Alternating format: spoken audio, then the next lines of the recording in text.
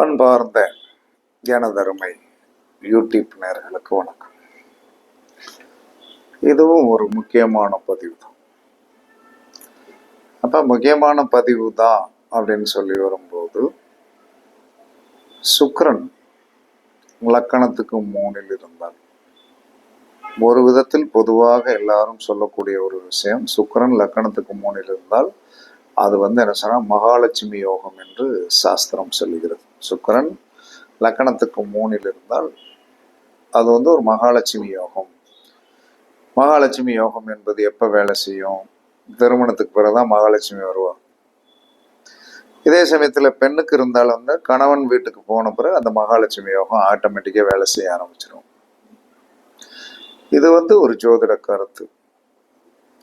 அப்ப இந்த சுக்கிரன் லக்கணத்துக்கு 3ல் இருந்தால், ஆணுக்காக இருந்தாலும் பெண்ணுக்காக இருந்தாலும் இவர்களுடைய நடவடிக்கைகள் எப்படி இருக்கும் அப்படின்னா, இவர்கள் பெர்சனல் வாழ்க்கை இருக்குது இல்லையா, பெர்சனல் வாழ்க்கை, இந்த பெர்சனல் வாழ்க்கையில யாரும் தலையிட விரும்ப மாட்டார்கள். பெர்சனல் வாழ்க்கையில யாரும் தலையிடக்கூடாது. ஆணாக இருந்தாலும் பெண்ணாக இருந்தாலும் யாரும் தலையிட விட மாட்டாங்க. அந்த ஒரு விஷயத்தில் மட்டும் தனி சுதந்திரத்துடன் வாழ்வார்கள். அந்த ஒரு விஷயத்துல இவர்கள் தனி சுதந்திரத்துடன் வாழ்வார்கள். யார் விமர்சனம் செய்தாலும், யார் விமர்சனம் செஞ்சாலும் சரிதான், அவர்கள் அதை பற்றி கண்டுகொள்ளவும் மாட்டார்கள், கவலைப்படவும் மாட்டார்கள். ஏன்னா இவர்களுடைய பிறப்பே தனி மனித சுதந்திரம். லக்கணத்திற்கு 3ஆம் இடத்தில் சுக்கிரன் இருப்பது தனி மனித சுதந்திரம். அவருடைய வாழ்க்கை முறை என்பது மற்ற மனிதர்களை விட வேறு ஒரு அமைப்புல இருக்கும். இது லக்கணத்துக்கு 3ல சுக்கிரன் இருக்கிறவங்க பரிச்சித்து பார்த்துக்கணும். சரி, மற்றவர்களுக்கும் எங்களுக்கு ஏதாவது இல்லையா அப்படின்னா, எல்லாருக்கும் என்ன சொல்றேன்னா கொடுப்பாரு. சுக்கிரன் நின்ற இடத்திற்கு 11ஆம் இடத்தை பாருங்க. அந்த கட்டம் உங்களுடைய லக்கணத்திற்கு என்னவோ அது ஒரு தனித்தன்மையோடு வாழ்க்கையை ரசித்து ருசித்து கொண்டிருக்கும். உயிர்காரகம் சார்ந்த விஷயத்தில் உயிர்காரகமாக இருந்தாலும் அது பொருட்காரகம். உயிர்காரகமாக இருந்தா உயிர்காரகத்துல நல்ல ஒரு எனர்ஜி, உடலுக்கு தேவையான எனர்ஜி, உடலுக்கு தேவையான சந்தோஷம், உடலுக்கு தேவையான அனைத்து விதமான சுகம் அனைத்தையும் அனுபவிச்சுட்டு இருக்கோம். பொருள்காரகம் சார்ந்த இடமாக இருந்ததுன்னு வைங்களேன், அந்த பொருள்காரகம் சார்ந்த விஷயத்தில் அந்த டாம்பீகத்தை டாம்பீகம் என்பது என்னன்னா, தன்னுடைய சந்தோஷத்திற்கு இடையூறு வருவதற்கு யாரையும் விடவே விடாது. அப்ப விடவே விடாது அப்படின்னு சொல்லி வரும்போது, ஒரு ஜாதகத்தில் என்ன சொல்லலாம்னா, ஒரு ஜாதகத்தில் எனக்கு தெரிஞ்ச ஜாதகம்,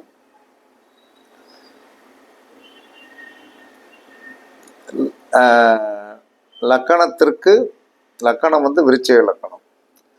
விருச்சிக லக்கணம் அப்படின்னு சொல்லி வரும்போது கன்னியில் சுக்கிரன்.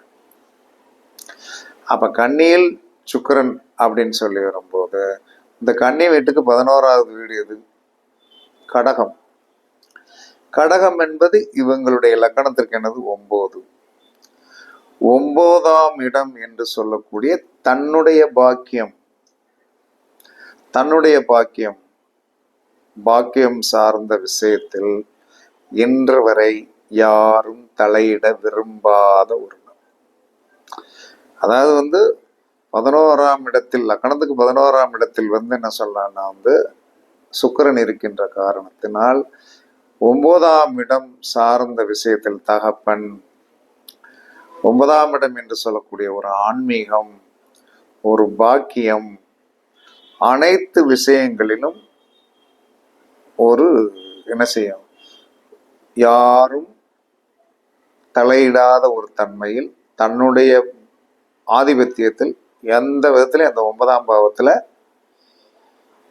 யாரும் தலையிட முடியாது அப்படிங்கிற ஒரு நிலைமை கண்டிப்பாக இருக்கும். கண்டிப்பாக இருக்கும். அதுல மாற்றம்லாம் கிடையாது. அப்ப நீங்கள் எந்த இடத்துல சுக்கிரன் இருந்தாலும் சேர்த்தான் உங்க கட்டத்துல, எந்த இடத்துல வேணாலும் இருக்கட்டும், அதை பத்தி பிரச்சனையே கிடையாது. அது நேசமாக வேணாலும் இருக்கட்டும், அதோடைய லாபத்தை அந்த சுக்கிரன் நின்ற இடத்திற்கு 11ஆம் இடத்திற்கு உரியவர் கண்டிப்பாக அனுபவிப்பார், கண்டிப்பாக அனுபவிப்பார். அதில் அந்த மாற்று கருத்துமே கண்டிப்பாக கிடையாது.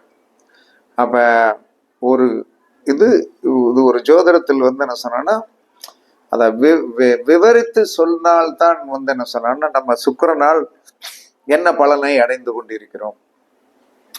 எல்லாரும் மனிதன் வந்து என்ன சொன்னாலும் சுக்கிரன் ஒரு இடத்துல இருக்கியா, என்ன பலனை அடைந்து கொண்டிருக்கிறோம் என்று சொன்னால், அந்த சுக்கிரன் நின்ற இடத்திற்கு 11ஆம் இடம் ஒரு உயிர்காரகமாக இருந்தால் உயிர்காரகத்தை வந்து அணுவிக்கும், பொருள்காரகமாக இருந்தால் பொருள்காரகத்தை அணுவிக்கும்.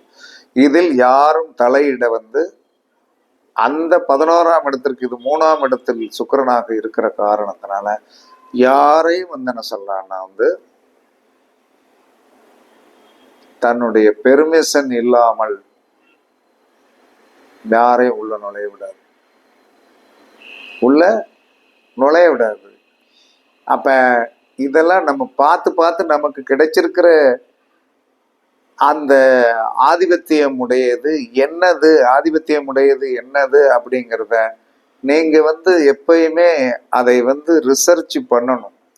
அப்ப அதை ரிசர்ச் பண்ணி எதன் மூலமாக நாம் வந்து அந்த சுக்கிரன் கொடுக்கின்ற ஒரு யோகத்தை அனுபவித்து கொண்டிருக்கிறோம் அப்படிங்கிறத நீங்களே தெரிந்து நீங்களே வந்து அதை என்ன சொன்னா உங்களுக்கே அது தெரியும்.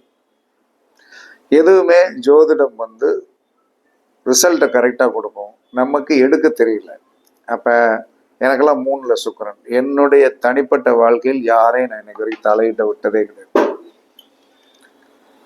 கிடையாது. அது வந்து நடக்காது. எவன் வேணாலும் என்ன வேணாலும் விமர்சனம் பண்ணிட்டு போ, எனக்கு அதை பத்தி கவலையே கிடையாது. நீ விமர்சனம் பண்ணதுனால நான் தோத்து போறது கிடையாது. அதுதான் சுக்கிரனுடைய உண்மையான ரகசியம். 3ஆம் இடத்து சுக்கிரன் அது லக்னத்துக்கு மட்டும் சொல்லிட்டான். ஆனால் சுக்கிரன் நின்ற இடத்துக்கு 11ஆம் இடத்துல ஒரு லக்னம் விழுகும்ல, அதை அனுபவிச்சுட்டு இருக்கும். இப்ப சுக்கிரன் 3ஆம் இடத்துல இருக்குது, சுக்கிரன் நின்ற இடத்துக்கு 11ஆம் இடம் லக்னமா வந்துருது, லக்னம் அனுபவிச்சுட்டு இருக்குது. வாழ்க்கை, வசதி, எக்ஸெட்ரா எல்லாமே அனுபவிச்சுட்டு இருக்குது. அதே சமயத்துல வந்து என்ன சொல்றான்னா, இது வந்து பொதுவான கருத்தா சொல்லிவிட்டார்களே தவிர அதை வந்து என்ன சொல்றான்னா யார் அனுபவித்து கொண்டிருப்பார்கள். லக்னத்தை மாதிரி வந்து 12 கட்டம் இருக்குல்ல, 12 கட்டம் வந்து என்ன சொன்னா எல்லாமே உயிர்காரகம் இருக்கு, பொருள்காரகத்தால் சில கட்டங்கள் திருப்திப்படுகிறது, உயிர்காரகத்தால் சில கட்டங்கள் திருப்திப்படுகிறது. அப்ப வந்து என்ன சொல்றான்னா வந்து இப்போ ஒருத்தருக்கு 4ஆம் இடத்துல சுக்கிரன் இருக்குதுன்னா 4ஆம் இடத்துக்கு 11ஆம் இடம் 2ஆம் இடம் தன குடும்ப ஸ்தானத்தில் வந்து சூப்பரா இருப்பான். ஏன்னா இது எங்க வீட்டுல இருக்கு 4ஆம் இடத்துல சுக்கிரன், 11ஆம் இடம் வந்து 2ஆம் இடம். 2ஆம் இடம் சார்ந்த விஷயத்தில் வந்து என்ன சொல்லலாம்னா அந்த 2ஆம் இடம் என்று சொல்லக்கூடிய தன குடும்ப ஸ்தானத்தில் ஒரு பிரவேசி தனக்கென்று என்ன சொல்லலாம்னா வந்து ஒரு அமைப்பு அதை உருவாக்கிட்டு அந்த இடத்திற்கு வந்து அவர் ஒரு ராஜா மாதிரி இருப்பார். அதெல்லாம் வந்து உண்மையானது. ஜோதிடத்தில் வந்து உங்களுடைய சுக்கிரன் கொடுக்கின்ற ரகசிய யோகம் இதுதான். சுக்கிரன் கொடுக்கின்ற ரகசிய யோகம் எது என்று சொன்னால் இன்றிலிருந்து கண்டுபிடித்துக் கொள்ளுங்கள். இந்த இடத்தை கண்டுபிடிச்சுக்கணும். சுக்கிரன் நின்ற இடத்துக்கு 11ஆம் இடம் என்னன்னு பாருங்க. அது உங்க லக்னத்துக்கு என்ன கட்டம், அது வந்து உங்களுக்கு வந்து கண்டிப்பாக வெற்றியை கொடுக்கும், வெற்றியை கண்டிப்பாக கொடுக்கும். அதில் எந்தவித மாற்று கருத்துமே கிடையாது. அப்ப இப்போ ஒருத்தருக்கு வந்து என்ன சொல்லலாம்னா வந்து சுக்கிரன் வந்து லக்னத்துக்கு 10ஆம் இடத்துல இருக்கார். அப்ப 8ஆம் இடம் வந்து அங்க 11ஆம் இடம், இந்த சுக்கிரன் நின்ற இடத்துக்கு 11ஆம் இடம், அது 8ஆம் இடம் சார்ந்த ஒரு விஷயத்தில் கண்டிப்பாக ஒரு சந்தோஷமான நிகழ்வு அங்கே இருக்கும். அது அவர்களுக்கு சந்தோஷம். மற்றவர்களுக்கு வந்து என்ன சொல்றாங்க, சந்தோஷம் இல்லைங்கிறதுல நம்ம வந்து தீர்மானமாக சொல்ல முடியாது. அவர்களுக்கு அது சந்தோஷம் கண்டிப்பாக இருக்கும். அங்கே ஒரு ரகசியம் இருக்கும், அங்கே ஒரு இனிமை இருக்கும், அங்கே ஒரு என்ன சொல்றேன்னா ஒரு மாற்றான் தோட்டத்து மல்லிகை இருக்கும். 8ஆம் இடம் என்பது மாற்றான் தோட்டத்து மல்லிகை இருக்கும். ஆனால் அதில் இந்த சுக்கிரன் என்ன சொன்னா காட்டி கொடுக்க மாட்டான். இந்த சுக்கிரன் காட்டி கொடுக்க மாட்டான். இதெல்லாம் உண்மைதான். ஜோதிடம் என்பது உண்மை. இந்த உலகத்தில் எத்தனை ரகசியங்கள் இருக்கிறது, எத்தனை ஆதிபத்தியங்கள் இருக்குதுன்னா நீங்கள் புரிஞ்சுக்கணும். அதற்கு அடுத்து இதுக்கு சொல்லியாச்சு, சுக்கிரன் நின்ற இடத்திற்கு 11ஆம் இடத்தால் ஒரு சந்தோஷத்தை நீங்கள் அனுபவிப்பீர்கள். அது என்ன ஆதிபத்தியமுடைய கட்டமாக உங்களுக்கு லக்கணத்துக்கு வருகிறதோ அது அங்கே இருக்கும். அதனால என்ஜாய், அவ்வளவுதான். அதற்கடுத்து ஒரு மனிதன் லக்கணாதிபதியோடு சுக்கிரன் சேர்ந்து விட்டால் அவனுக்கு என்ன சொல்றான்னா அவனை சுத்தி ஒரு 10 இது மொய் மொய் மொய் மொய் மெயின் முக்கியம். லக்கணாதிபதியோடு சுக்கிரன் சேர்ந்து விட்டால், லக்கணாதிபதியோடு சுக்கிரன், லக்கணாதிபதியே சுக்கிரன் ஆகிவிட்டால் அப்படிங்கிற ஒரு கேள்வி வரதாங்க. அதுவும் அதுதான். லக்கணாதிபதியே சுக்கிரன், துலா லக்கணத்துக்காரனோ ரிஷப லக்கணத்துக்காரனோ எப்பயுமே என்ன சொன்னா இந்த லக்கணாதிபதியோடு சுக்கிரன் சேர்ந்தது காதலில் விழ வைத்து விடும். காலமெல்லாம் காதல் காதல் என்று சொன்னால் நீங்கள் முன்னேற முடியுமா?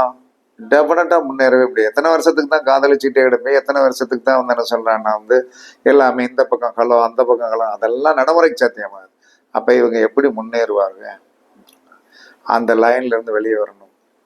போதும், ஆடினதெல்லாம் போதும், விட்டுருவோம். இனிமேல் குடும்பம், குட்டி, பிள்ளை, பொண்டாட்டி, வேலை, தொழில் என்பதை நீங்கள் வைத்து கொண்டே இருக்க வேண்டும்.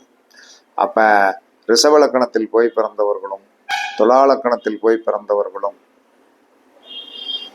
அதற்கடுத்து லக்கணாதிபதியோடு சுக்கிரன் சேர்ந்தவர்களும் கண்டிப்பாக கடைசி வரைக்கும் என்ன சொல்லலாம்னா நீங்கள் சுக்கிரனுடைய ஆதிபத்தியத்திலேயே கடைசி வரைக்கும் வாழணும் அப்படின்னு நினைக்காதீங்க. உங்களுடைய குடும்பம் உங்களுக்கு ரொம்ப மிக முக்கியமானது. அதை நீங்க என்ன சொன்னா கண்டிப்பாக பார்க்கணும். நம்மளுடைய சந்ததிகளை வலிமையாக்கணும், நம்ம நல்லா இருக்கணும் அப்படிங்கிற எண்ணத்திற்கு தயவு செய்து வந்துருங்க. அப்படி வரவில்லை என்று சொன்னால் கண்டிப்பாக கடைசி வரைக்கும் என்ன சொன்னா நீங்கள் இப்படியே இருந்து வாழ்க்கையில் முன்னேற முடியாமல் ஆக்கி விடுவோம். அதே சுக்கிரன் தான். அப்ப லக்னாதிபதியோடு சுக்கிரன் சேரக்கூடாது.